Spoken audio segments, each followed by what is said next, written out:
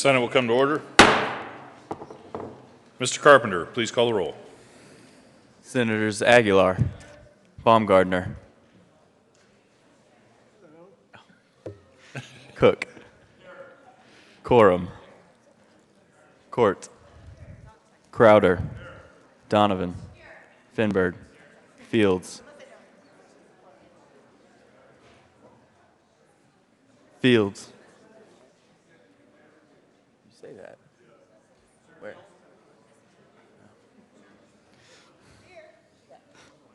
Garcia, Gardner, Guzman, Hill, Holbert, John, Jones, Kagan, Kafalis,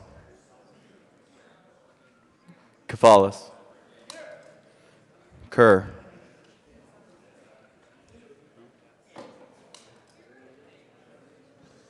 Excused. Lambert, Lumberg, Marble, Martinez-Humenic,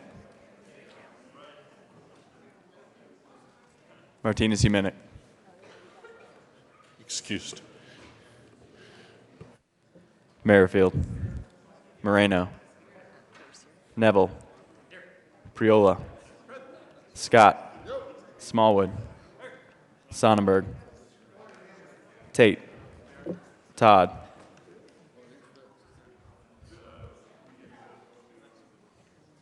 Williams, Zinzinger, Kerr,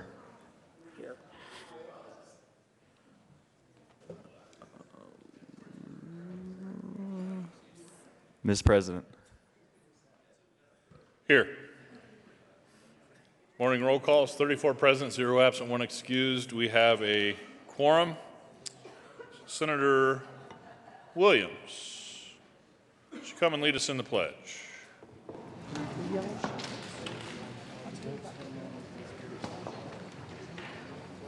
Thank you, Mr. President. Members and guests, please join us for the Pledge of Allegiance.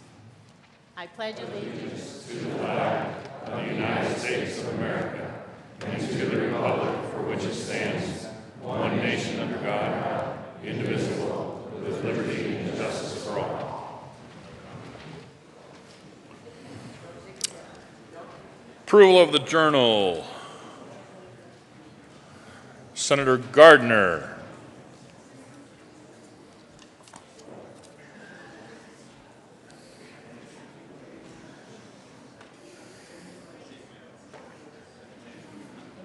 Thank you, Mr. President. I move that the reading of the Journal of Tuesday, February 28, 2017 be dispensed with and approved as corrected by the Secretary of the Senate. You have heard the motion. Is there any objection? Seeing none, the motion is adopted. Please add Senator Martinez-Humenic to the roll.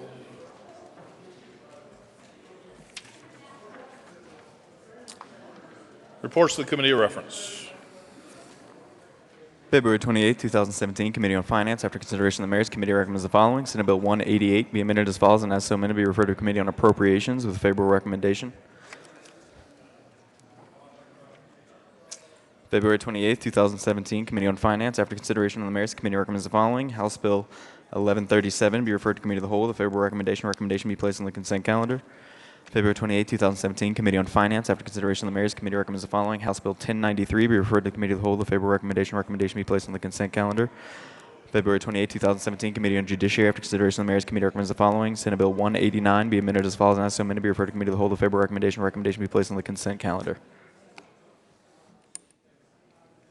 Senate Services.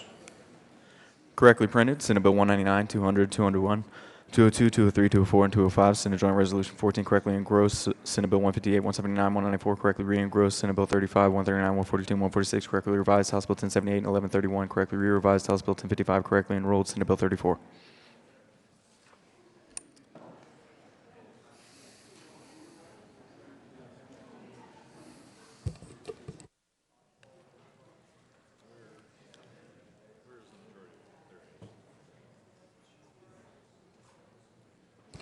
Third reading of bills consent calendar. Mr. Carpenter, please read the titles of all the bills on third reading of bills consent calendar.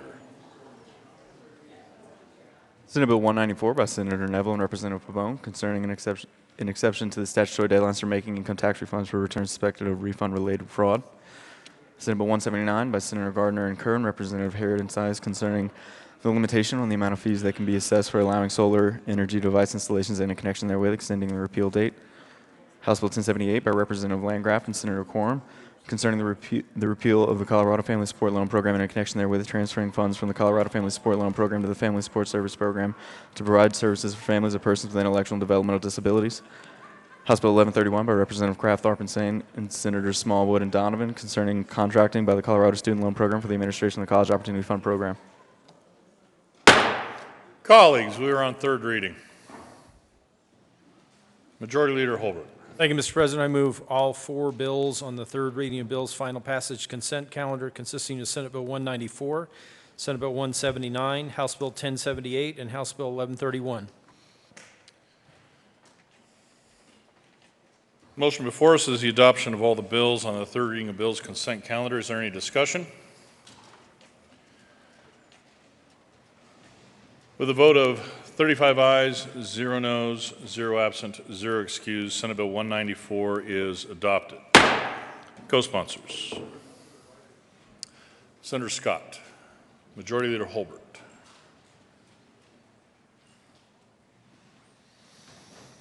Senator Moreno. Senator Court. Senator Kafalas. Senator Tate. Senator Martinez-Humenick. Senator Cook. Senator Kerr. Senator Gardner. Senator John.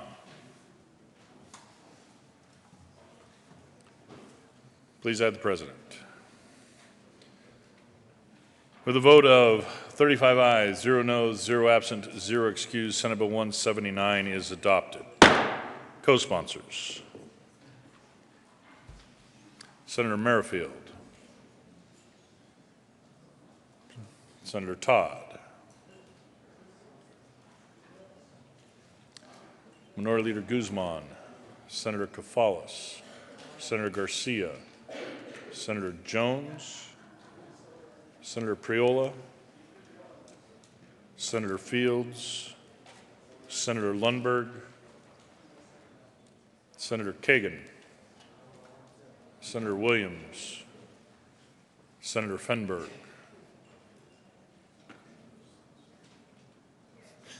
Senator Kerr.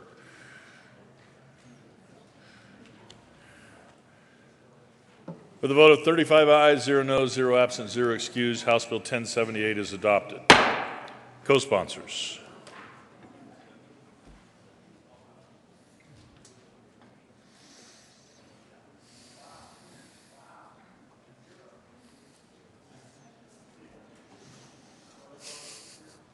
Senator Crowder.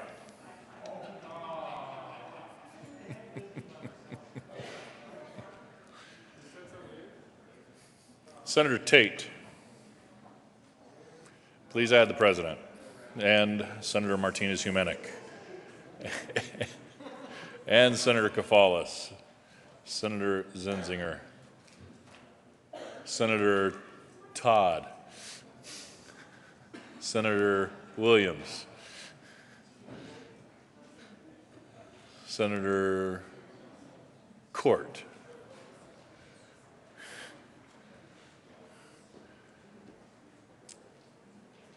With a vote of 35 ayes, 0 noes, 0 absent, 0 excused, House Bill 1131 is adopted. Co-sponsors. Senator Scott. Senator Crowder. Senator Todd. Senator Merrifield.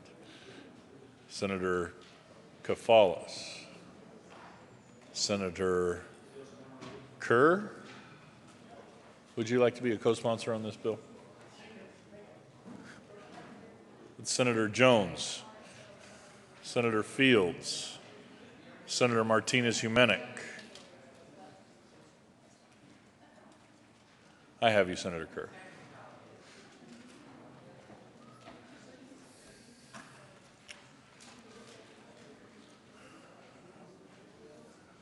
Third reading of bills, final passage. Mr. Carpenter, please read the title of Senate Bill 143. Senate Bill 143 by Senator Williams and Representative Norberg and Garnett concerning the retail sale of alcohol beverages. Senator Williams. Thank you, Mr. President. I move Senate Bill 17-143 on third reading and final passage. Is there any discussion on Senate Bill 143? Senator Priola. Thank you, Mr. President. I ask for permission to run an amendment on Senate Bill 143. Can you please explain the request? Thank you, Mr. President. It took me 8 years to run a third reading amendment over in the House, and I'm doing it my first 2 months here in the Senate. This amendment, L021, basically undoes the Aguilar amendment on second reading. I'm sure we've all been filled in on the discussion, and Senator Aguilar will also say a few words.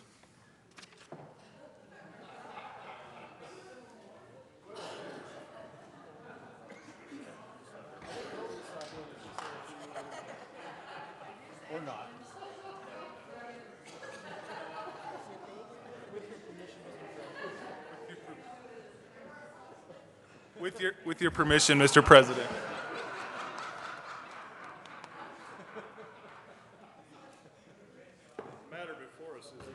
Matter before us is the request. Are you to speak on the request or on the amendment itself? We have a request for a third reading amendment. All those in favor say aye. Aye.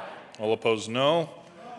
The ayes have it, and permission is granted.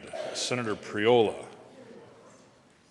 Members, I move L021. I decided to run this last night because I cannot vote for the bill as it is. I voted out of committee.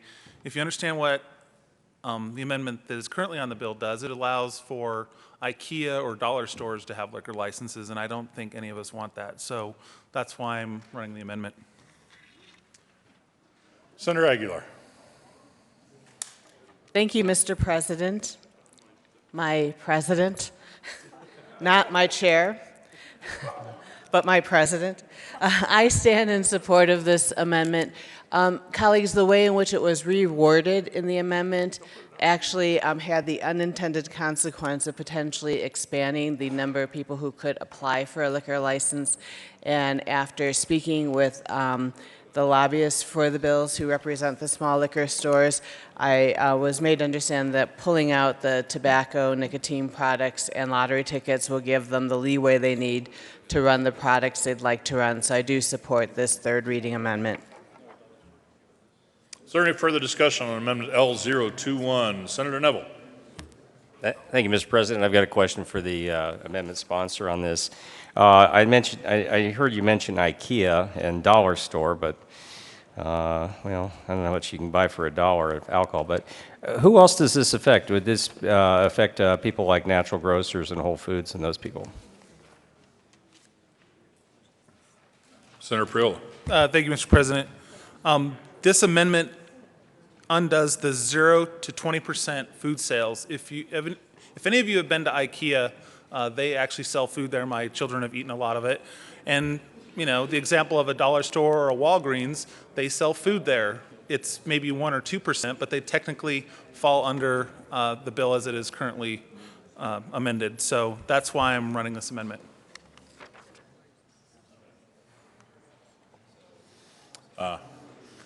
Yeah, we need to take care of that business. Mr. Carpenter, would you please read Amendment L021? Amendment L021 to Senate Bill 143. I'll give it over to Senator Guzman. Thank you, Mr. President. I'd like to ask for a senatorial 5. Granted.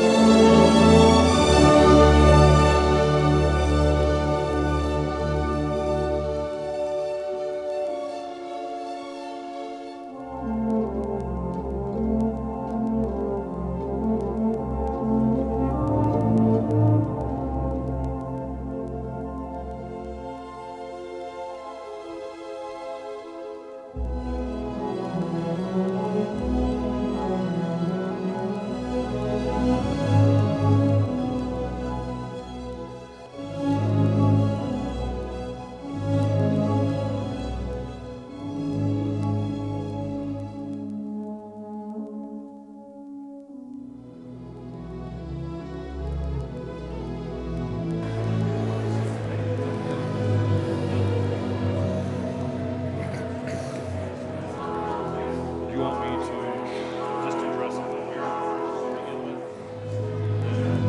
Then we'll give it to you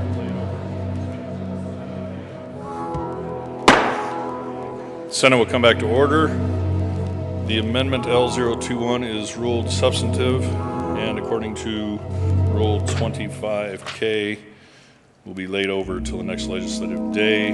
Senator Holbert. Thank you, Mr. President. I move that we lay over Senate Bill 143 one day to Thursday, March 2nd. Heard the motion. All in favor say aye. All opposed, no. The ayes have it, and that will be laid over one legislative day. Mr. Carpenter, please read the title of Senate Bill 158. Senate Bill 158 by Senator Tate and Representative Norberg concerning modifications to the composition of the Board of Trustees of the Public Employees Retirement Association. Senator Holbert. Thank you, Mr. President. I move that we lay over Senate Bill 158 one day to Thursday, March 2nd. Motion is to lay over Senate Bill 158 until Thursday, March 2nd. All those in favor say aye. All opposed, no. The ayes have it, and Senate Bill 158 will be laid over one day. Majority Leader Holbert.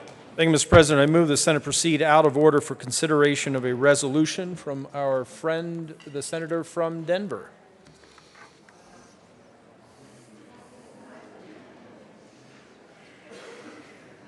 We have to vote on it.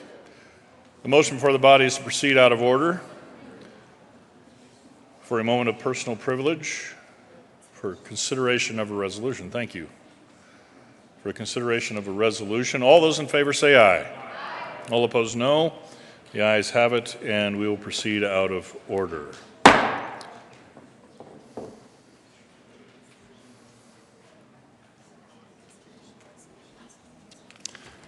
Consideration of resolutions. Mr. Carpenter, please read Senate Joint Resolution 8.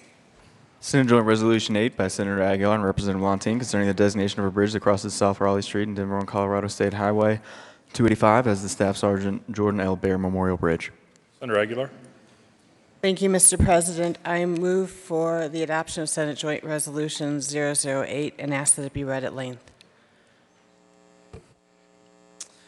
Senate Joint Resolution 8 by Senator Aguilar and Representative Lontine concerning the designation of a bridge that crosses South Raleigh Street in Denver on Colorado State Highway 285 as the Staff Sergeant Jordan L. Bair Memorial Bridge.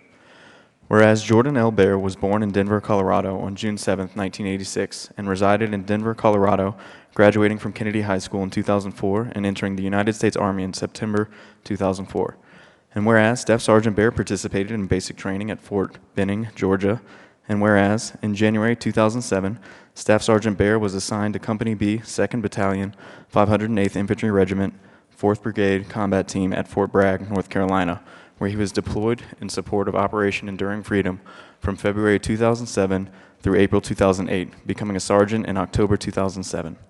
And whereas Staff Sergeant Bair was promoted to Staff Sergeant in January 2009 and was again deployed to Afghanistan from August 2009 through July 2010. And whereas Staff Sergeant Bair was again deployed to Afghanistan in January 2012. And whereas Staff Sergeant Bair was killed on March 1, 2012 at the age of 25 in Kandahar Province, Afghanistan, after 3 individuals, 2 Afghan National Army service members and a civilian literacy teacher for the Afghan National Army, turned their weapons on Staff Sergeant Bair along with 1 other serviceman. And whereas killed with Staff Sergeant Bair was Specialist Peyton Jones, 19, of Marble Falls, Texas. And whereas Staff Sergeant Bair and Specialist Jones are among 2,346 United States military service members mortally wounded in support of Operation Enduring Freedom. And whereas Staff Sergeant Bair's awards and decorations include the Bronze Star, the Purple Heart, the NATO Medal, the Army Commendation Medal with 1 oak leaf cluster, the Army Good Conduct Medal with 1 oak leaf cluster, the National Defense Service Medal, the Afghanistan Campaign Medal with 3 Bronze Stars, the Global War on Terrorism Service Medal, the NCO Professional Development Ribbon with numeral 2, the Army Service Ribbon, the Overseas Service Ribbon with numeral 2, the Combat Infantryman's Badge, and the Parachutist Badge. And whereas Staff Sergeant Bair is survived by his son, Caden Bair, 5, his mother, Kathleen Bair, and his grandfather, Logan F. Bair, his sister, Audra L. Bair, and his brothers, Jacob L. Bair and Joshua G. Bair. And whereas Staff Sergeant Bair was a member of the Ponca India tribe, And whereas Staff Sergeant Bear was recognized as an outstanding non-commissioned officer by his superiors and peers alike, he was beloved by his soldiers. And whereas, through strong moral convictions and equally strong leadership skills, Staff Sergeant Bear upheld the honor and heritage of duty, honor, country to the highest standards of the United States Army. Now therefore be it resolved by the Senate of the 71st General Assembly of the State of Colorado, the House of Representatives concurring herein, that the bridge spanning South Raleigh Street in Denver, as it enters Bear Creek Park on Colorado State Highway 285, be named the Staff Sergeant Jordan L. Bear Memorial Bridge. That the Colorado Department of Transportation may accept and expend gifts, grants, and donations for the purpose of the initial placement of signs to mark the bridge as the Staff Sergeant Jordan L. Bear Memorial Bridge, and that the Colorado Department of Transportation may explore a cooperative agreement with the City Council of Denver for the maintenance of the markings for the Staff Sergeant Jordan L. Bear Memorial Bridge. Be it further resolved that copies of this joint resolution be hand-delivered by Senator Irene Aguilar to Staff Sergeant Bear's mother, Kathleen Bear, Michael Hancock, Mayor of Denver, Colorado, and Fort Bragg Commander Stephen J. Townsend. Senator. Thank you, Mr. President. Members, thank you for standing with me to honor the ultimate sacrifice made by Staff Sergeant Jordan Bear and the sacrifice made by his family as well. I am particularly moved by the fact that Staff Sergeant served in 3 different deployments and unfortunately had people he thought were friends turn on him.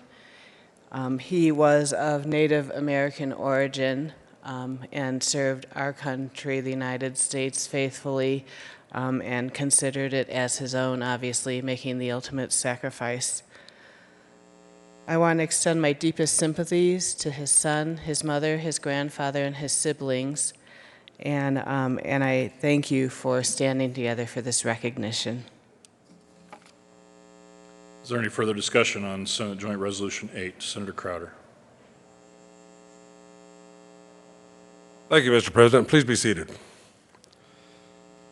You know, I will start off by saying I wholly support SJR 008. You know, this was always a tough deal to come up here and talk about this. You know, in researching Sergeant Bear or Staff Sergeant Bear's bios and whatnot, I come across a condolence letter from the parents of PFC Holmes, who 1 year ago we stood up here and gave a memorial for him. So it is somewhat interesting and invigorating that families come together on a situation like this. Staff Sergeant Jordan Bear, 25, PFC Peyton Jones, 19, of Marble Falls, Texas, killed by 2 Afghan soldiers and a civilian literacy instructor. Sergeant Bear was awarded Bronze Star and Purple Heart. Both were with the 82nd Airborne out of Fort Bragg.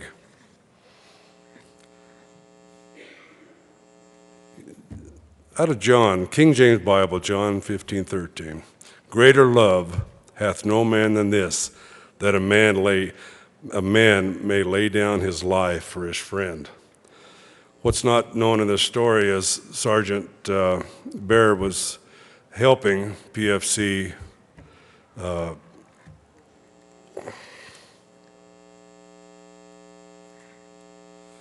Jones. PFC Jones was hit first. So Staff Sergeant Bear was trying to get him up and get him out of the way at the, at the risk of his own life. So I think there's a lot more to this story than was reported in the resolution, and I think we should take a moment and understand exactly what Sergeant Bear did. He received the Bronze Star and the Purple Heart for this action. And the reality is what he did, he tried to save his fallen comrade, and he was killed in the process. And I think that King James verse about laying his life down for his friend is very adequate here. And I'm very proud to talk about this. You know, and I do believe that Caden, who is 5-year-old son, will, someday understand how proud he can be of his dad, what he did on the battlefield. And this is basically a very cowardly act because he was serving with allies who turned their weapons on American soldiers. And I think it should be noted that the bravery shown by Staff Sergeant Bear, is very admirable.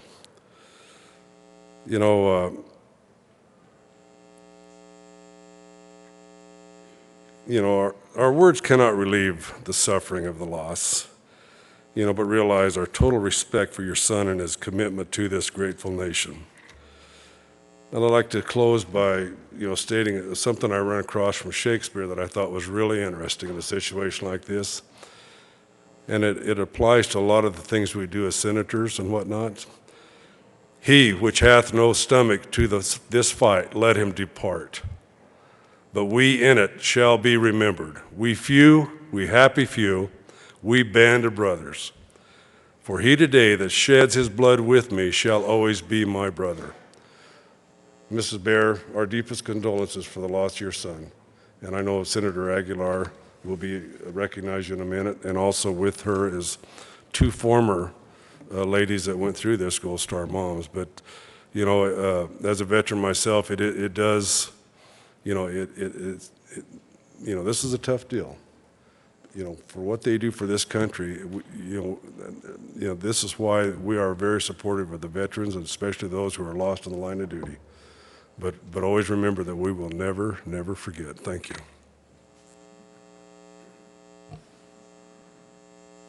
Senator Hill. Thank you, Mr. President. Ms. Bear, thank you for being here. Lincoln, in his Gettysburg Address, rather ironically said, he said, "The world will little note nor long remember but what we say here, but it can never forget what they did here." The brave men who gave their lives there at Gettysburg. And Senator, thank you for bringing this. We have a duty.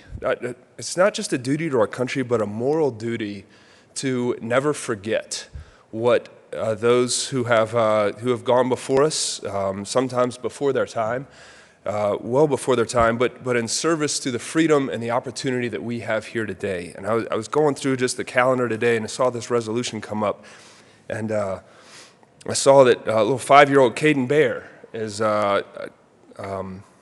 survives his father, and my son Caden is 11.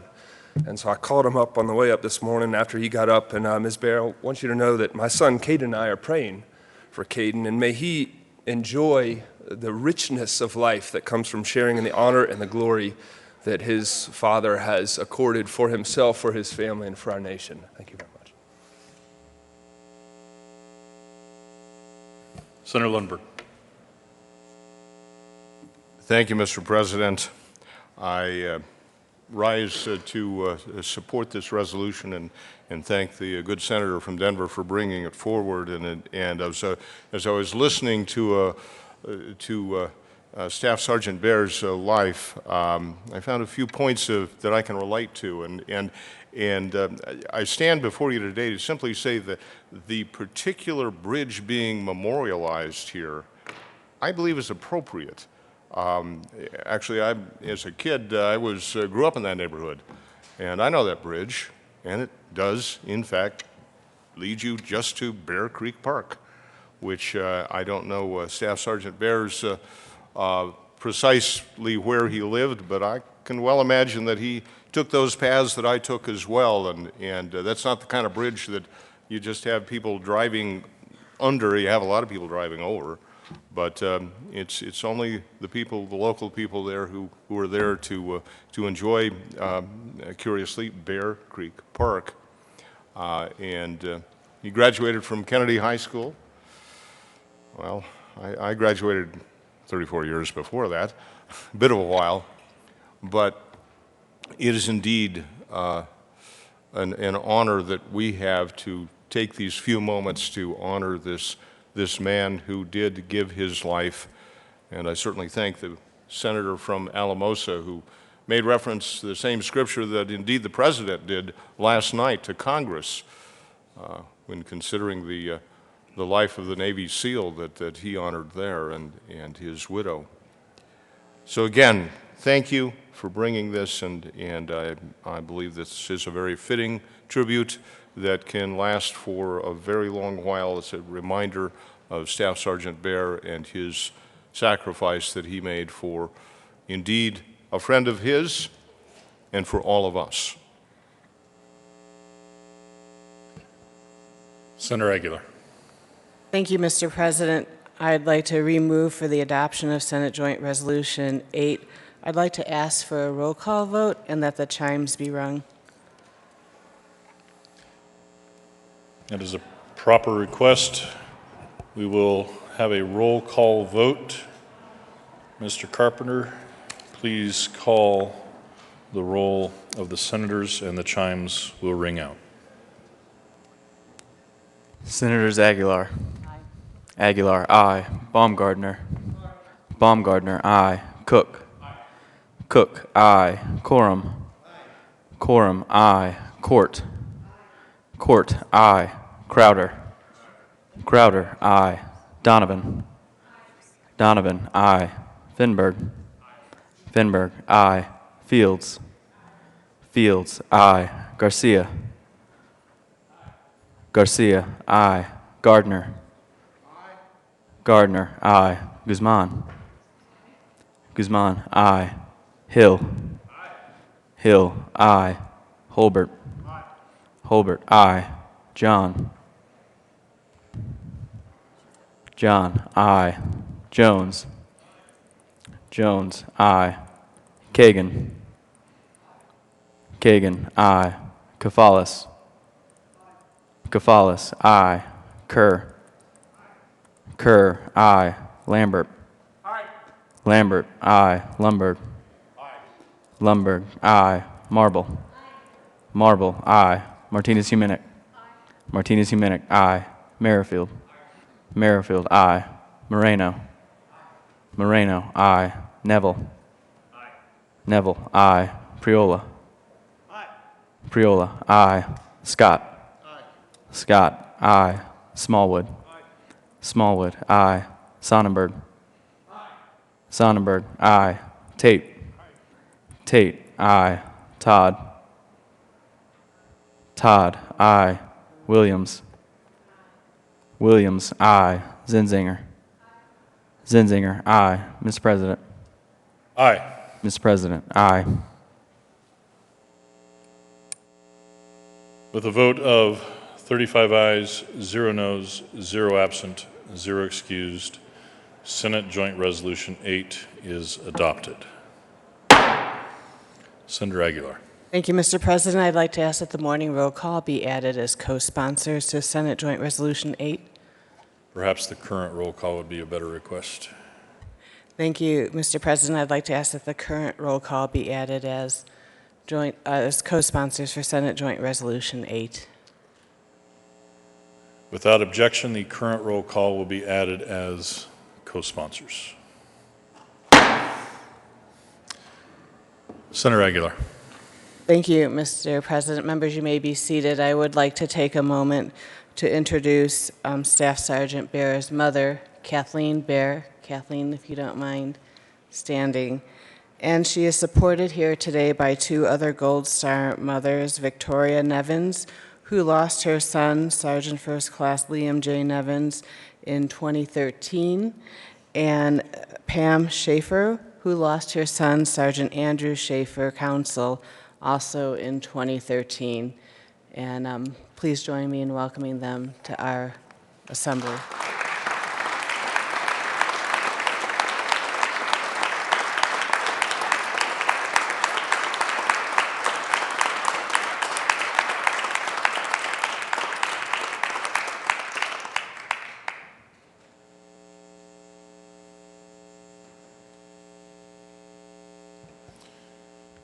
General Orders, second reading of bills. Senator Cook. Thank you, Mr. President. I move the Senate resolve itself into the Committee of the Whole for consideration of General Orders, second reading of bills.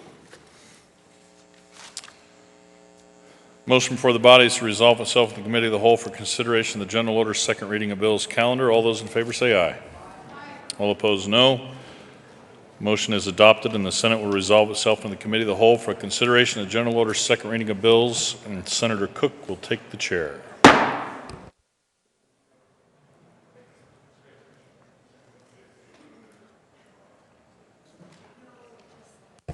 Thank you, Mr. President. Committee will come to order. The court rule is relaxed. Mr. Carpenter, please read the title to Senate Bill 190. Senate Bill 190 by Senator Crowder and Representative Gray concerning prohibiting a carrier from setting fees for dental services not paid for by the carrier. Senator Crowder. Thank you, Mr. Chair. I move SB 17-190 and also the committee report. To the Committee of Health and Human Services report. It was heard in committee and it was voted favorably, and it was actually just moved to the committee of the whole. Any further discussion on the committee report? Senator Beth Huminick Martinez. Martinez Huminick. Thank you, Mr. Chair. I do have an amendment for Senate Bill 190, and on page 2 or 3 of the bill, line 9, it removes the word any and puts in the word and, just to make that paragraph very clear. Mr. Chair? Senator Huminick. I would like to move amendment. There is an amendment on the desk. Mr. Carpenter, please read L0. What's that? Oh, okay. Stand by. We were still on the committee report. So is there any further discussion on the committee report? Senator Crowder? Any further discussion? No, sir. Okay. So the motion for the body is the acceptance of the committee report. All those in favor say aye. Aye. Opposed, no. Ayes have it, and the committee report is adopted. Now there's an amendment on the desk. Ms. Carpenter, please read Amendment L002. Amendment L002 to Senate Bill 190 by Senator Martinez Huminick. To the amendment, Senator Huminick. Thank you, Mr. Chair. Amendment L002. I move Amendment L002 to begin with. Okay, to the amendment. Thank you, Mr. Chair. Colleagues, on page 3 of the bill, on line 9, it just removes the word any and puts in the word and to make that whole section more clear and not open for interpretation or misinterpretation by legal counsels. And so I would ask for an aye vote on the amendment. Any further discussion? Senator Crowder? Thank you, Mr. Chair. This amendment was brought up in committee, and we voted it down then, and I would, I just didn't think it was necessary for the bill. It really has no bearing on it or outcome. So therefore, since I do not believe that it does benefit the bill, I would ask for a no on this amendment. Any further discussion on L002? Seeing none, the motion for the body is the adoption of L002. All in favor say aye. Aye. Opposed, no. The noes have it, and the amendment is lost. To the bill, Senator Crowder. Thank you, Mr. Chair. This is not a complicated bill. Basically, what we have is a situation where the dental fees, all this does is basically allow dentists to set their fees in which the carrier who does not cover the dental practice attempts to set the fees for the dentist himself. In other words, the carrier has a list of what they consider charges. The dentist who is not covered under this, or the patient is not covered under that carrier, actually this allows that dentist to charge what he thinks is a correct amount on that, whatever the dentist procedure is. And I think it's very free market thinking, and I would just ask for a yes vote on it. Any further discussion on the bill? Senator Aguilar. Thank you, Mr. Chair. Members, we discussed this bill in the Health and Human Services Committee, and I agree this actually allows dentists to charge an amount they agree to with their patient on services that the insurance does not cover, non-covered services, and I'd ask for your support. Senator Hill. Thanks, Mr. Chair. Colleagues, when I first read about this bill, I thought I was opposed, and as I often do, got a group of my constituents together to understand exactly what's going on here. And I was actually quite shocked to find out how insurance companies are able to handle this with dentists where they can come and basically tell a dentist what they can and can't charge for services that are completely outside of what that insurance carrier actually covers. Again, I came into this thinking that it was a breach of contract, but I actually think if we want to honor the contracts and honor the contract between a dentist and their patient, the very best thing we could do is pass this bill. Ask for your support on Senate Bill 190. Senator Crowder. Again, Mr. Chair, I just move SB 17190 for a favorable vote. Any further discussion on Senate Bill 190? Seeing none, the motion for the body is the adoption of Senate Bill 190. All in favor say aye. Opposed, no. Ayes have it. Senate Bill 190 is adopted. Mr. Carpenter, please read the title to House Bill 1052. House Bill 1052 by Representative Beckman, Senator Smallwood, concerning factors taken into consideration in determining the child welfare allocation formula in a given fiscal year. Senator Smallwood. Thank you, Mr. Chair. I move House Bill 1052 on second reading and ask for a favorable aye vote. Any further discussion on House Bill 1052? Seeing none, the motion for the body is the adoption of House Bill 1052. All those in favor say aye. Aye. All opposed say no. The ayes have it. House Bill 1052 is adopted. Mr. Carpenter, please read the title of House Bill 1014. House Bill 1014 by Representatives Rosenthal and Williams D. and Senators Hill and Donovan, concerning the elimination of the criminal penalty imposed upon an elector for disclosing the contents of the elector's voted ballot. Senator Hill. Thank you, Mr. Chair. I sure appreciate it. I move House Bill 1014. To the bill. Thank you very much, Mr. Chair. Colleagues, House Bill 1014 is, there's a lot of stuff out there, but I want to clarify exactly what House Bill 1014 does. It strikes out a provision in our law that says it is illegal, it is a misdemeanor, punishable by up to a $1,000 fine and 6 months in jail if you show your completed ballot to anyone else. I know it's been popularized. This is all about posting your ballot or your picture of your ballot as a selfie on Facebook or Twitter. But really, what we're doing here, it goes much deeper than that. So if you and your significant other are sitting down and you're talking about voting and amendments to the Constitution or propositions or different candidates, right now, technically under law, if you're doing that with your significant other or a group of friends, or you're doing it as my grandmother has often done in her assisted living facility, as a group of them sitting down together to participate in the electoral process, that's technically illegal. And what we are clarifying here is that you may share this with others if you choose to do so, as long as it's not in conjunction with breaking any other laws, racketeering, voter intimidation, any of that. Just clarifying, this is your ballot and freedom of speech for you to share that with anybody else. We do that both in the municipal code as well as in the statewide election here. And what this does, people say, oh, and why are you doing this? This is a waste of time. Why are we focused on this? Our First Amendment was written, our First Amendment to the United States Constitution was written largely for the purpose of political speech.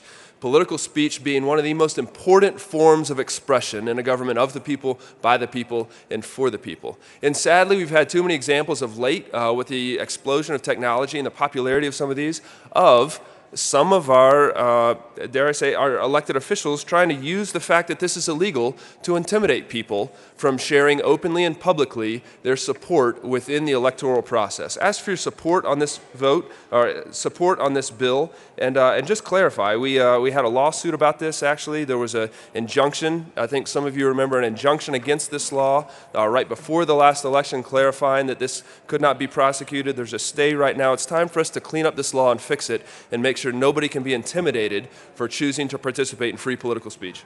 Before we move on to further discussion, I'd like to recognize former Senate President John Andrews, who's in the chamber, over here to my left, your right. Please welcome him.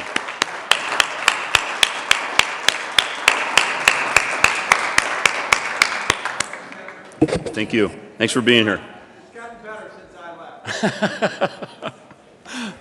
left. Back to the bill, Senator Donovan.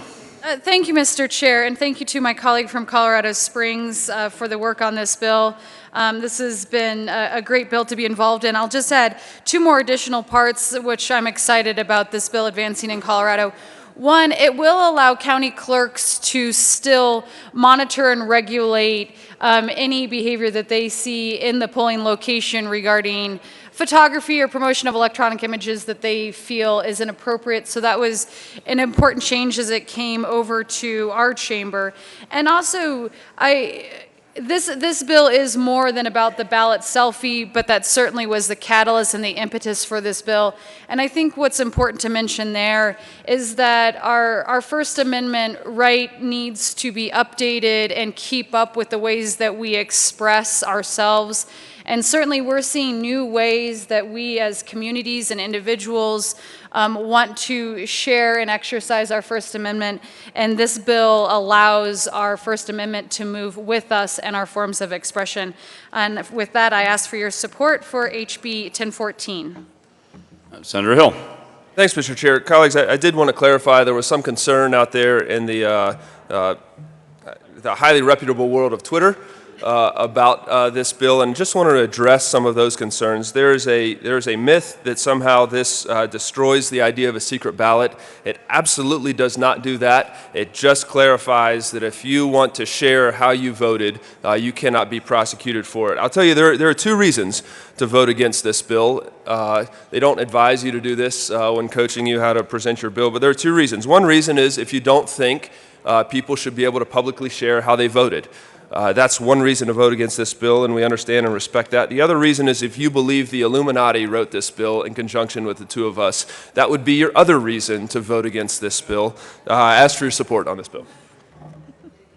Any Illuminati wish to have any further discussion on the bill? Seeing none, the motion for the body is the adoption of 1014. All those in favor say aye. Aye. Opposed, no. Ayes have it. And House Bill 1014 is adopted. Mr. Carpenter, please read the title to Senate Bill 004. Senate Bill 4 by Senator Tate and Representative Wiss concerning access by Medicaid recipients and unenrolled medical providers. Senator Tate. Thank you, Mr. Chair. I move Senate Bill 4 and ask for an aye vote. Any further discussion on Senate Bill 4?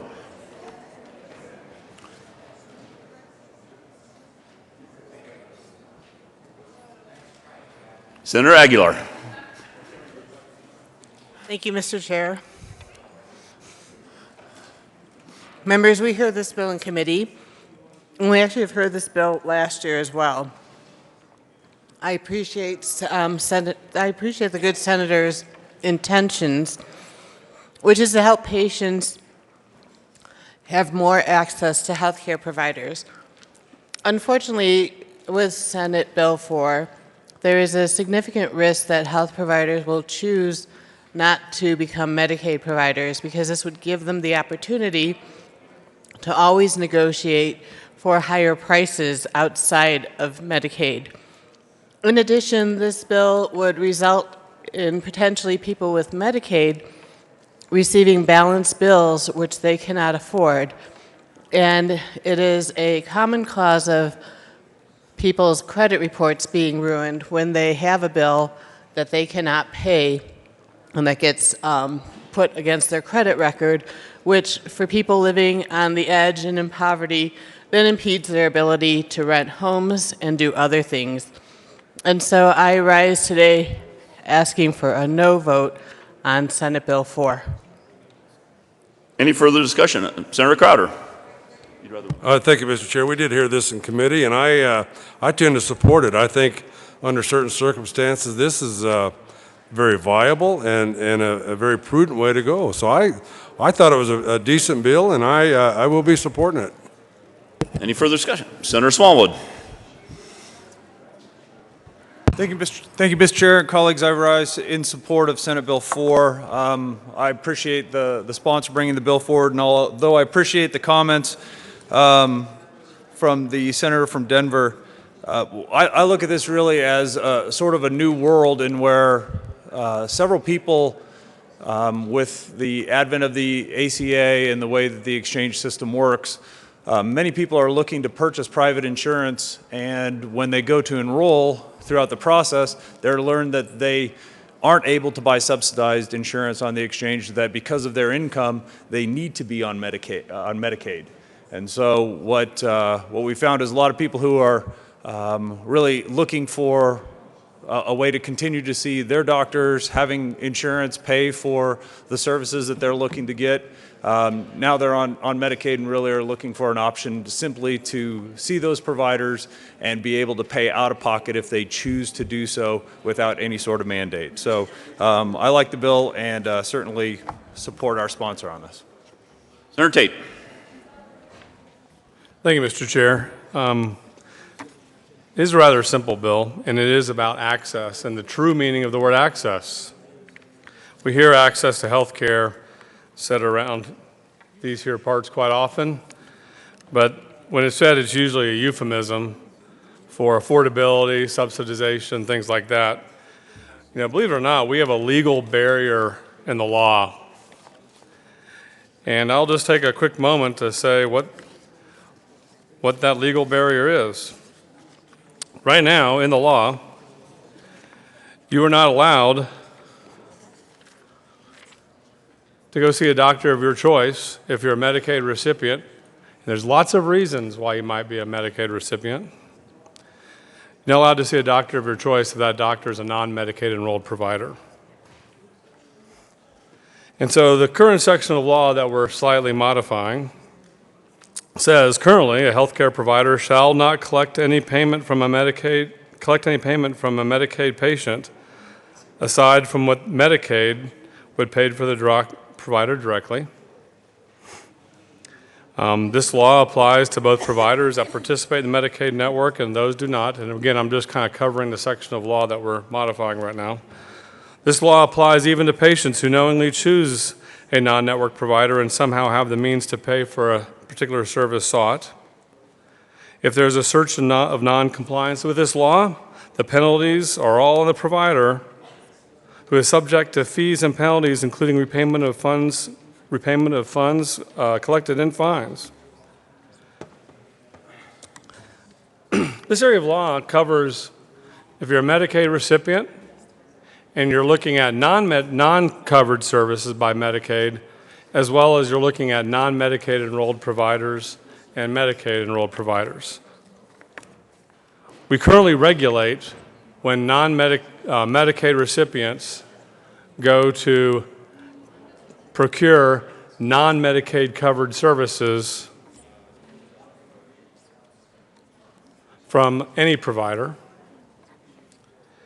But we bar, and this is an important point, we bar Medicaid recipients from having a private arrangement with a provider of their choice. Last year in the Senate, we passed a similar bill as this one.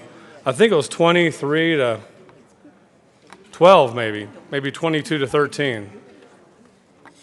We are barring Medicaid recipients from going to a doctor of their choice if that doctor is not in Medicaid, not a Medicaid provider. The key criticism of this bill, as the senator from Denver announced, was that this idea that somehow Medicaid enrolled providers will leave the network if they can charge these patients on a cash basis. I think intuitively, I think everyone here should realize that's kind of bunk, because if these Medicaid recipients have all this cash, well, that calls into question the entitlement program. But thoroughly, I think most Medicaid enrolled providers know that they can look at their patient population and see that that's not the usual circumstance. But I do want to provide a macroscopic view, and that is, and this was testimony brought by the Colorado Dental Association, and the Colorado Dental Association and the Colorado Medical Society both support this bill after having done this research being brought to light. Colorado is among the very few, less than 4 states, I believe, that have limitations on out-of-network providers having a commercial arrangement with a Medicaid patient. Less than 4 states. In contrast, a number of states nationally appear to explicitly allow for these private contracts and go at great lengths to specify what they may be. And they're handled in a manner similar to how Medicare handles private contracts. What's an important data point to look for there? Is there any differential in provider participation in Medicaid or staying out of Medicaid in these other states where this barrier does not exist? In fact, as reported by the Colorado Dental Association, there is no differential in provider participation in states that allow private arrangements between Medicaid recipients and non-Medicaid enrolled providers. I understand the concern, but there is no, in my mind, nothing quantitative to support that concern, and I urge an aye vote on the bill. Thank you. Senator Court. Thank you, Mr. Chair. You know, Senator Tate, I'm not sure if this is or isn't a good idea. Oh, excuse me. Wait a second. He's from My esteemed colleague from Centennial, I'm not sure this is a good idea. And I'm not sure it's not a good idea. But with the entire discussion about health care so thoroughly in flux at the national level, I'm very leery of doing anything that is significant change to the way we manage health care in Colorado. So I'm just very nervous to make any of these kinds of changes at this point. Maybe after we know what's going on in Washington, it could make sense. But at this point, I'm just very leery of it, so I can't support it. Thank you. Senator Tate. Thank you, Mr. Chair. And, to the Senator for Denver, I understand your concern, but again, we're talking about the ability of individuals to have private arrangements with providers. It does not interact with the insurance system at all. But I do want to provide a couple examples where this bill is going to help people. The senator from Douglas County pointed out that there are folks who go on to buy private insurance, and we heard in testimony there are folks with private insurance and Medicaid coverage. So there's a payment to private insurance while we're at the same time barring a payment for private service, which is interesting, an interesting situation and almost a contradiction in my mind. But if you go to the exchange and you want to buy private insurance, you qualify for Medicaid. You're on Medicaid now, and it's a rigmarole to get out of Medicaid. And once you're in, and now that you're in Medicaid, if you want to stay there for the risk protection that the insurance provides, now you're barred from going to the private practitioners that you would have gone to had you been successful in buying subsidized insurance off the exchange. There are many folks that have non-taxable income. So if you go think about that, non-taxable income, that means you qualify for Medicaid. That's how the eligibility tool works. You have non-taxable income, you want Medicaid because you want the risk protection like I mentioned before. You have income, but now you can't go to the doctor of your choice when you decide you need the service. There's also situations with children who have been adopted, children in foster care. Those children on Medicaid. Their parents may have the means to want to take the kids to the doctor of their choice. Now they can't because of our law, our true barrier to access. And I could go on with many more examples like that. The main thing I think I'd ask my colleagues here to conclude is we in the legislature can't anticipate all these exceptions. We need to trust that individuals themselves know when they want to do something that makes sense for them personally, from a standpoint of their own health care, makes sense for them financially, when they want on their own to go out and get health care of their own choosing. And urge an aye vote. Thank you very much. Senator Fields. Thank you, Mr. Chair. Members, I urge a no vote on Senate Bill 4. When I think about the community that I represent, and I think about what's going on across our state and in our nation, one of the things that people are really spooked by is the uncertainty regarding their health care. And what this bill does, it attacks those Medicaid clients by intimidating them and threatening them with these bills that they will receive.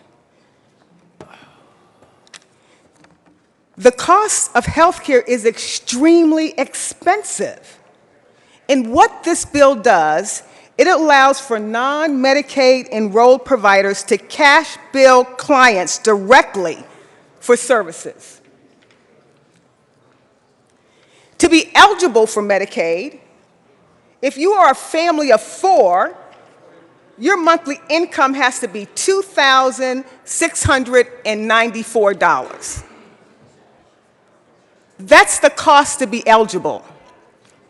And what this bill will do is saying that non-Medicaid providers can cash bill these clients. Once you cash bill these clients, you could throw them into bankruptcy. You could throw them into a foreclosure situation. Why are we trying to dismantle a process in a system that is currently working for people who don't have the resources? This is what this is all about. This is about providing health care for our poor people in our state. And what this bill wants to do is they want our non-Medicaid providers to cash bill clients that don't have the money.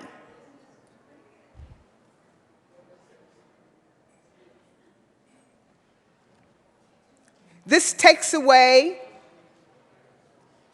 their ability to get the care that they need. And it's just not right.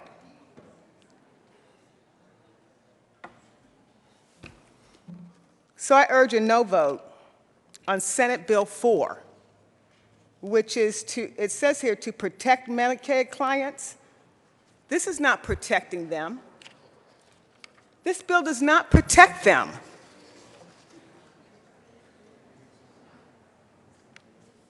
This bill is going to throw them into having a tremendous amount of debt being charged to them based on the Medicaid services that would already be eligible as a part of a Medicaid recipient. So I would say vote no on Senate Bill 4. Senator Smallwood. Thank you, Mr. Chair. And colleagues, I guess there's a couple of different ways to look at this, but there's nothing in this bill that tells somebody on Medicaid that they cannot continue to see a Medicaid provider and have it covered as such. That is not what this bill is addressing. What this bill is addressing are the now tons of our citizens who are now on Medicaid, whether or not they wanted to be or chose to be. And now what I'm hearing is that it's okay for us to rob them of their ability to choose the physician, the provider of their choice. Again, this isn't forcing people to do anything. This is allowing people to do something if they want. And my experience, and this has happened plenty of times, this isn't a one-off. Your eligibility for Medicaid is determined quite regularly. You can have somebody who was, in my opinion, quite wealthy a few years ago, business owner, entrepreneur, has a bad year, maybe 2 bad years, and is now unable to buy subsidized insurance on our exchange or any exchange, and are basically forced onto Medicaid. For a lot of these people, this is not a lifelong change for them. It might just be for this year. That's what they qualified for. And to now tell these people that they are not permitted to see the provider of their choice for that year or for that few years, for me, this isn't helping this population. This is hurting this population. This is robbing them of their freedom to choose. So I couldn't disagree more. I think this is a great bill, and I ask for an aye vote. Senator Crowder. Thank you, Mr. Chair. I normally don't come down again, but I had to.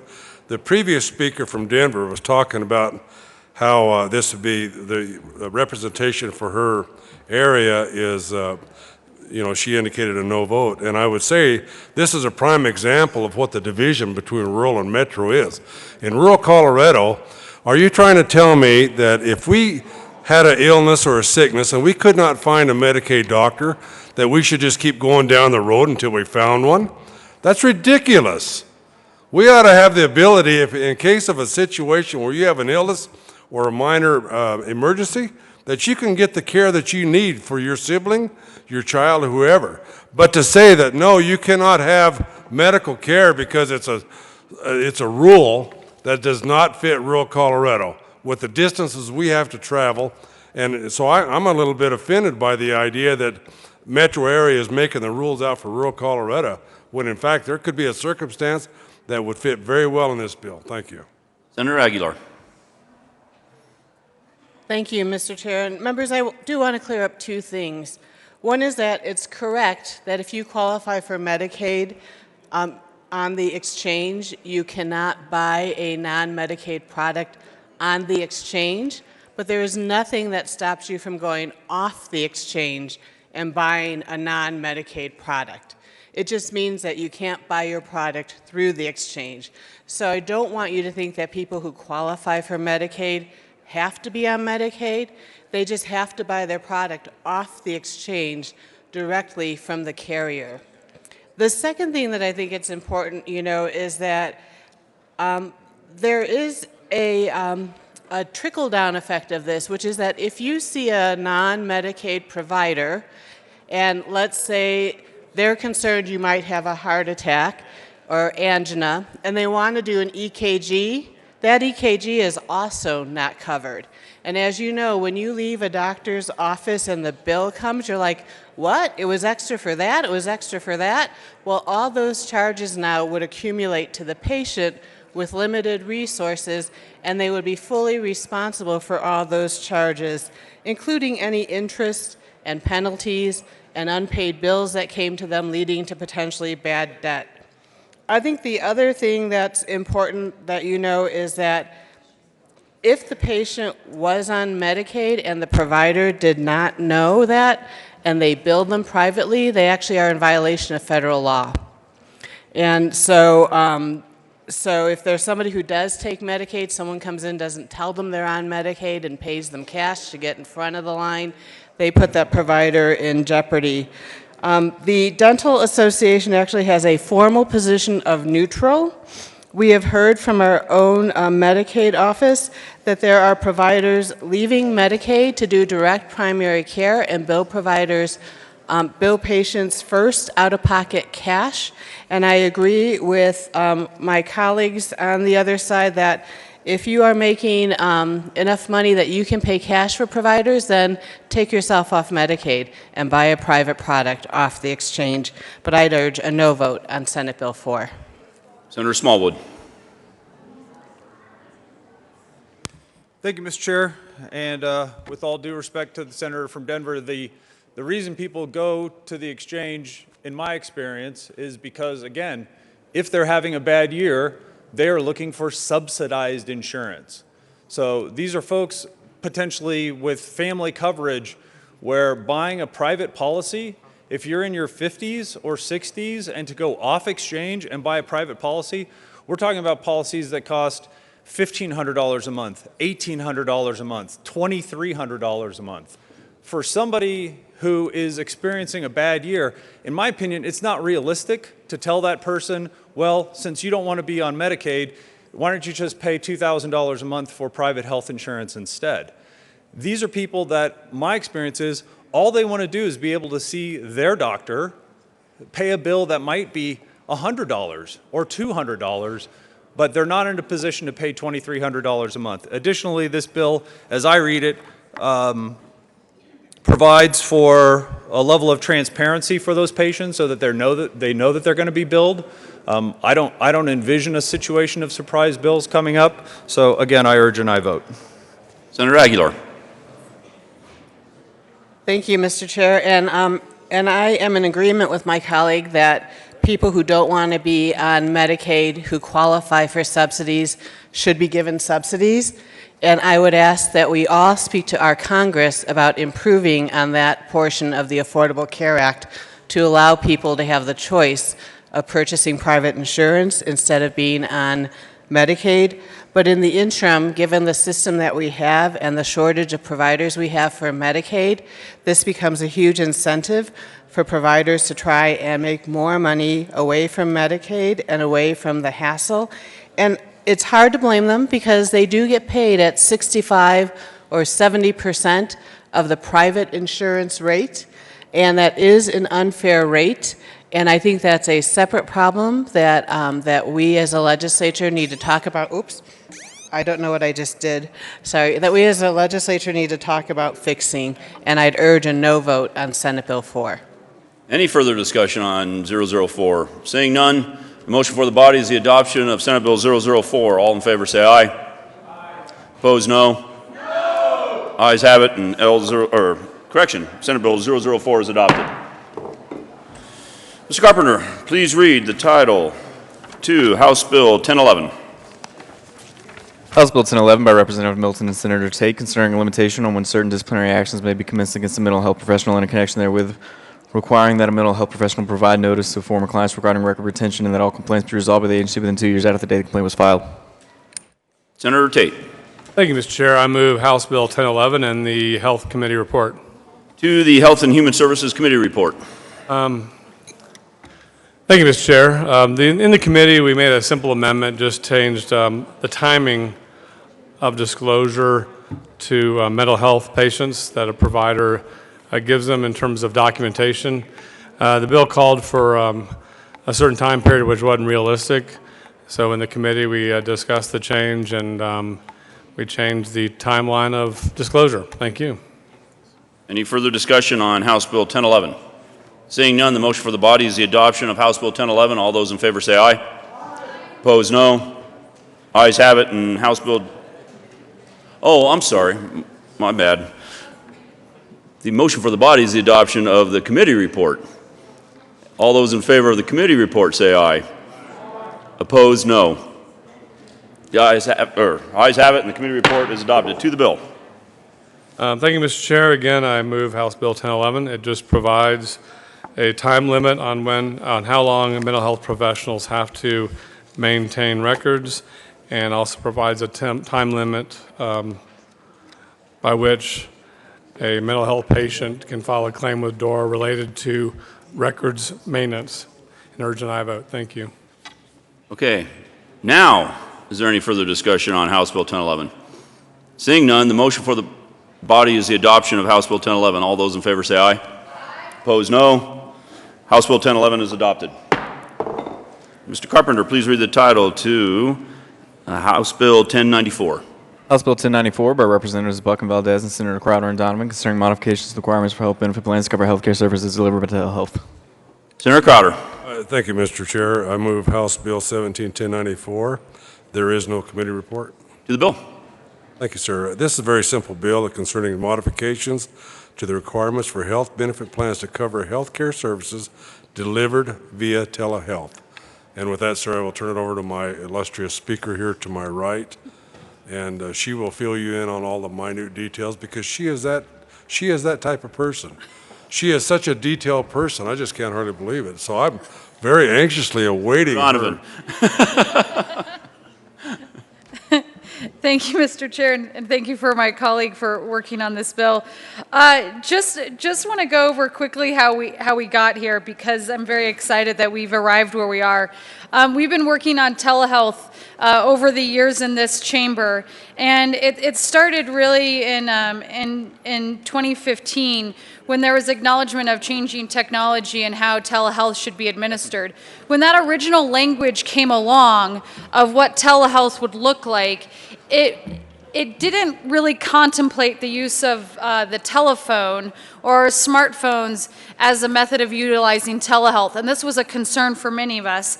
But we were assured that as this legislation came into effect of January of this year, it would not be a problem, and people would indeed be able to use their smartphones to take advantage of telehealth.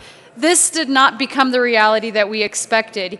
Even after last summer, we asked the division to clarify this, not last summer, last session. We asked the Division of Insurance to put out a bulletin to indeed clarify that a telephone was an appropriate method of doing telehealth.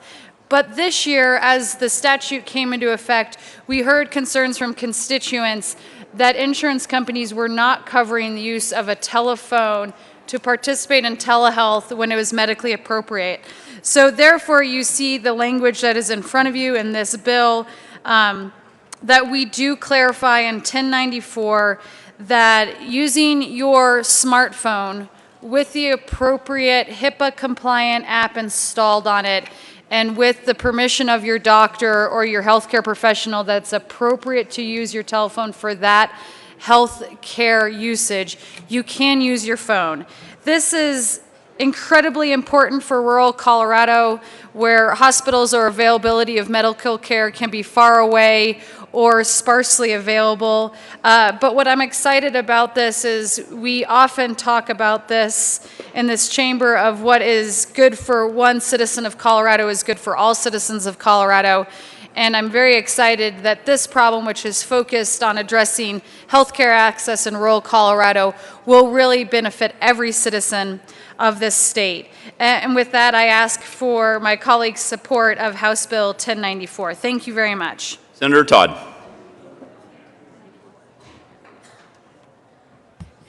Thank you, Mr. Chair, and I rise in support of House Bill 1094. I remember back when I was in the House, and we carried legislation on telehealth, so that was clear back in probably 2005 or 2006. And so starting to work on the importance of outreach and availability and accessibility and how very important that is. So again, this is an important bill.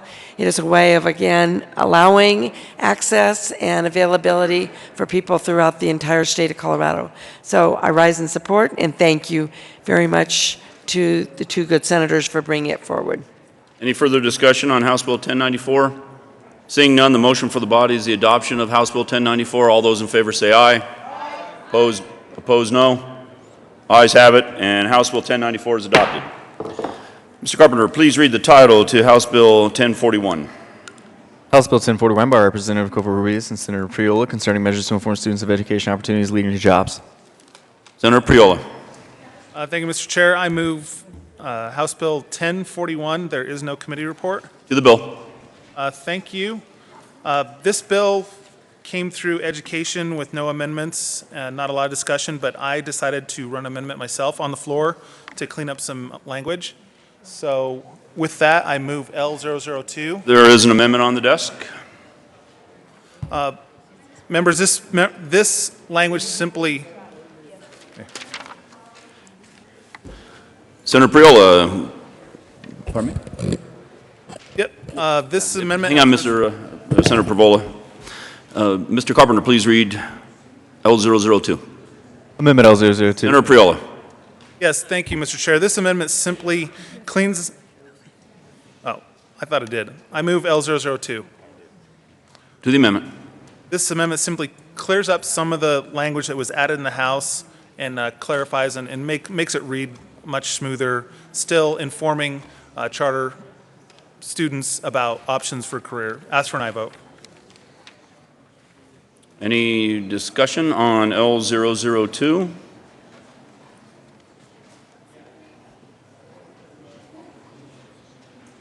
I will give people just a few minutes to take a look at it, or a few seconds.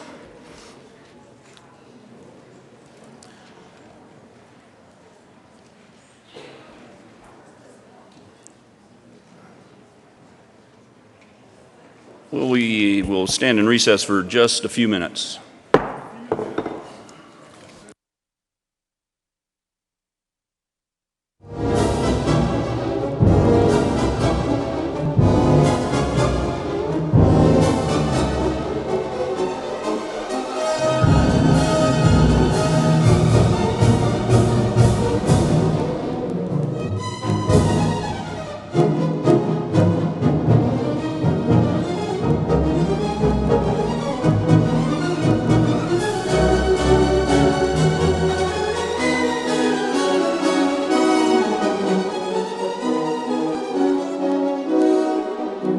Senator Zinzinger.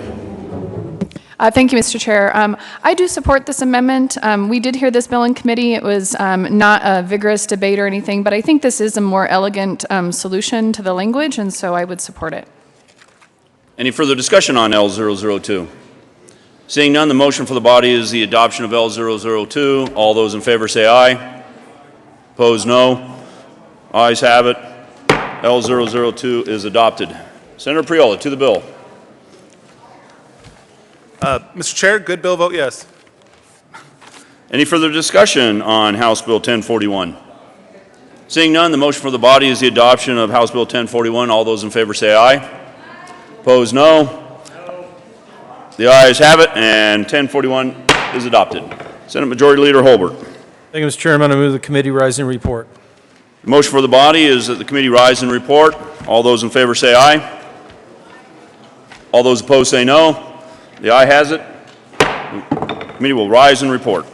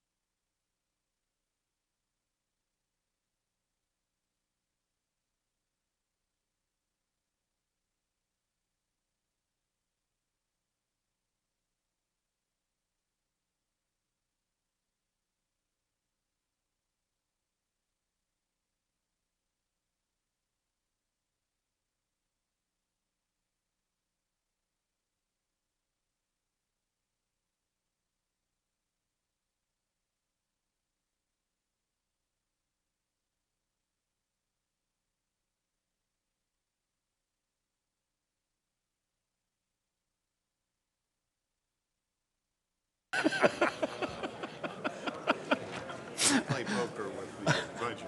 Oh.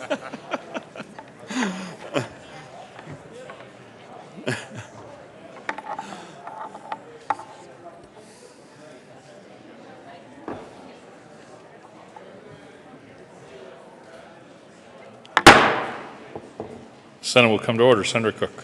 Thank you, Mr. President. The committee has had a number of bills under consideration. Will the clerk please read the report? Mr. President, your committee of the whole begs leave to proceed under consideration of the following attached bills being second reading of the makes the following recommendations. Number 1, Senate Bill 190 is amended. Senate Bill 4 passed on second reading. Order on gross place on the counter for third reading. Final passage. House Bill 1052, House Bill 1014, House Bill 1011 is amended. House Bill 1094, House Bill 1041 is amended. Passed on second reading. Order revised place on the counter for third reading. Final passage. Senator Cook. Thank you, Mr. President. I move for the adoption of the report. Motion before us is the adoption of the report to the committee of the whole. Are there any no votes? With a vote of 35 ayes, 0 noes, 0 absent, 0 excused, the committee of the whole report is adopted. Senate Bill 190 is amended. Senate Bill 4 passed the second reading and ordered engrossed and placed on the calendar for third reading and final passage. House Bill 1052, House Bill 1014, House Bill 1011 is amended. House Bill 1094, House Bill 1041 is amended, passed on second reading and ordered revised and placed on the calendar for third reading and final passage. Committee reports. February 28, 2017, Committee on Transportation. After consideration, the Mayor's Committee recommends the following. House Bill 1061 be referred to Committee of the Whole. The favorable recommendation be placed on the consent calendar. February 28, 2017, Committee on Transportation. After consideration, the Mayor's Committee recommends the following. House Bill 1105 be referred to Committee of the Whole. The favorable recommendation be placed on the consent calendar. February 28, 2017, Committee on Transportation. After consideration, the Mayor's Committee recommends the following. Senate Bill 180 be amended as follows and as so amended be referred to Committee on Appropriations with a favorable recommendation. February 28, 2017, Committee on Transportation. After consideration, the Mayor's Committee recommends the following. House Bill 1044 be amended as follows and as so amended be referred to Committee of the Whole with a favorable recommendation. Recommendation be placed on the consent calendar.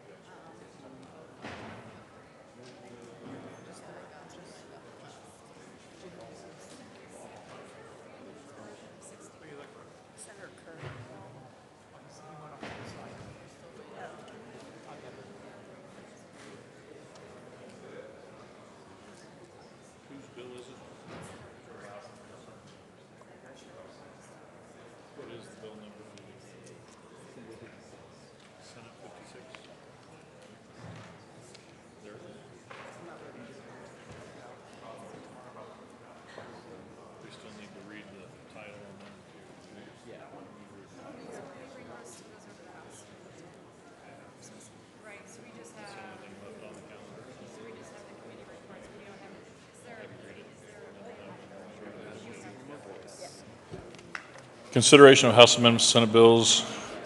Mr. Carpenter, please read the title of Senate Bill 56. Senate Bill 56 by Senator Kerr and Representative Arndt concerning the scheduled repeal of reports by the Department of Public Health and Environment to the General Assembly.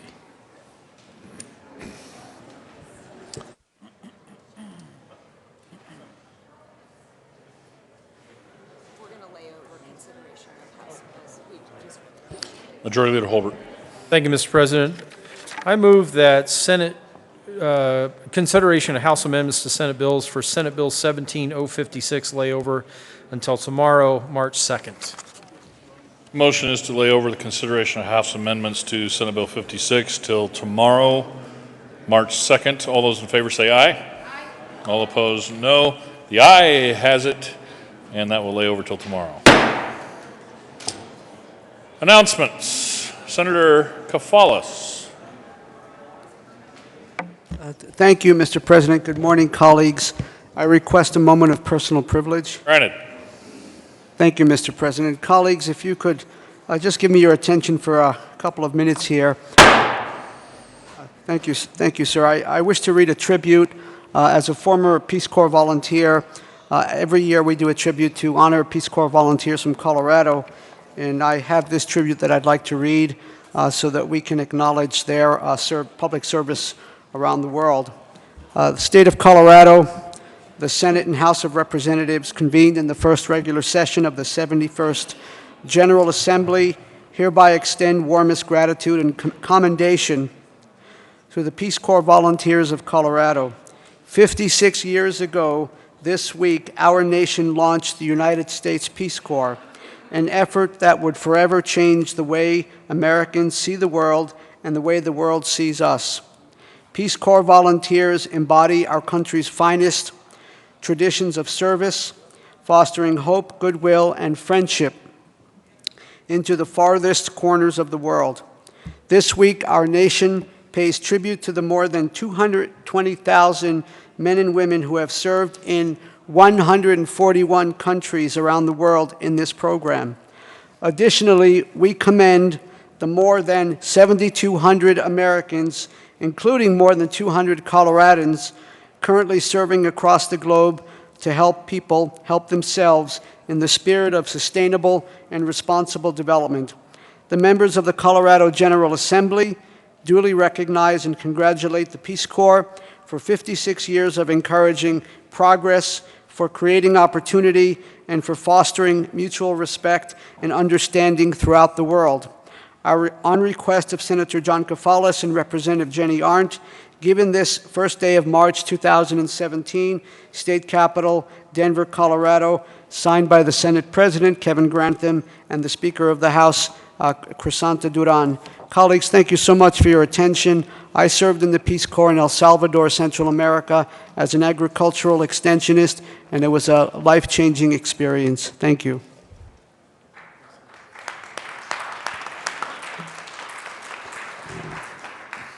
Any further announcements? Senator Tate. Thank you, Mr. President.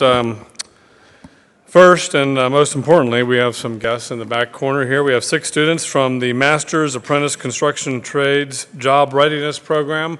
They're graduating tomorrow. If you 6 will stand up, we'll say hello.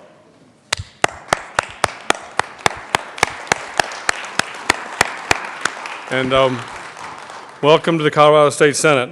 Additionally, we have Senate business today covering 5 bills.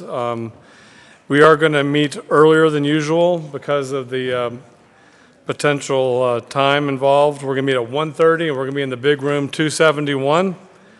It's a room change as well. And then in terms of the order of hearing bills, I'm going to slightly adjust it.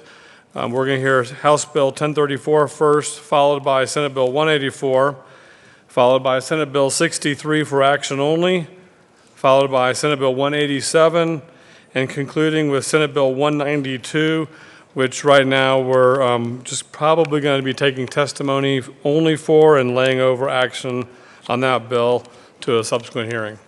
Thank you very much. Senator Hill. Thank you, Mr. President. Colleagues, quick announcement on education. A little bit of shift in the schedule today. I've spoken with all of you, but just wanted to make it official. We are going to meet right at 11 upstairs in our usual spot. We've got a presentation from Sabin Middle School, and teacher Susan Forget over there has won multiple different awards and recognitions for their work and innovative work within the classroom, inspiring students from the next generation. They are all here with us today, so please be sure to go by and say hi to the middle school students and teacher Forget that we have joining us today, Mr. President. Senator Martinez-Humenick. Thank you, Mr. President. Colleagues, if you have an opportunity, stop by the old Supreme Court chamber today. The Colorado Technology Association is there, and I'm sure that they would really appreciate you stopping by. Thank you. Senator Court. Thank you, Mr. President. Well, Senator Martinez, my colleague from Thornton and I are up here to talk with you about a very important contest. Did you hear the word? Contest that we're going to be having with the House. We're going to be doing a diaper drive. We're all being asked to bring in diapers to help children whose families have difficulty being able to afford them. And we are in competition with the House. So next, the 8th, 9th, and 10th, what days are those? Whatever days those are. March 8th and 9th and 10th is when we are trying to bring in as many as we can. Colleagues, are you paying attention? We're not talking about Depends. We're talking about kids' diapers. Senator Martinez-Humenick. Thank you, Mr. President. We're also talking about diaper wipes. You can also bring those in as well. And these will actually benefit the Nappy Project and A Precious Child. And we have diaper banks that in Colorado here, and hopefully we will be able to do an expansion of that product, and we'll see them out in more of our rural areas. They are in one rural area, but we'd like to see more of these, and let's have the Senate win this contest. Thank you. Senator Kafalis. Thank you kindly, Mr. President. One last announcement, colleagues. This is to remind you that tomorrow, Thursday, March 2nd, from 12 to 1 in the old Supreme Court chambers, the nonpartisan Colorado Health Institute will be presenting on an update on federal health care reform. And I'd encourage folks, if you're available, to attend in the old Supreme Court chambers tomorrow, Thursday, March 2nd, 12 to 1, and lunch will be provided to get an update on what's happening at the federal level regarding the Affordable Care Act and health care reform. Thank you. Any further announcements? Majority Leader Holbert. Thank you, Mr. President. I move the Senate adjourn until 9 a.m. Thursday, March 2nd. Motion is for the Senate to adjourn until 9 a.m. Thursday, March 2nd. All those in favor say aye. All opposed, no. The ayes have it, and the Senate will be adjourned.